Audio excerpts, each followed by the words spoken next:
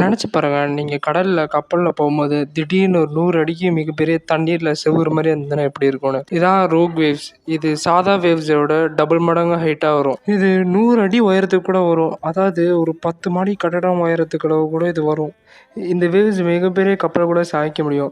ஒரு fun fact என்னன்னா, இந்த வேவ்ஸ் எப்படி அக்கர் ஆகுதுன்னு யாருக்குமே தெரியாது. ஸோ இது உங்களுக்கு நம்புற மாரியே இல்லல்ல. இது சயின்டிஸ்ட்டே முதல்ல நம்பல. பட் அன்டில் 1995ல ட்ராப்னர் ஆயில் பிளாட்ஃபார்ம்ல 85 அடி உயரத்துக்கு ஒரு வேவ்ஸ் திடீர்னு வந்தது. ஸோ இது நார்வேல இருக்க அந்த ஆயில் பிளாட்ஃபார்முக்கு பயங்கரமான டேமேஜ் தந்தது.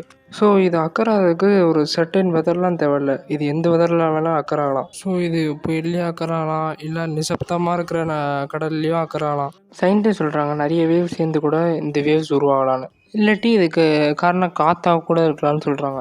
இல்லன்னா இதுக்கு அண்டர் வாட்டர் வால்கனோ பிளாஸ்ட் ஏதாச்சும் அந்த மாரி இருக்கலாம்னு சொல்றாங்க. இல்லாட்டி ஒரு ஸ்ட்ராங் வேவோட ஆப்போசிட் கரண்ட்டா கூட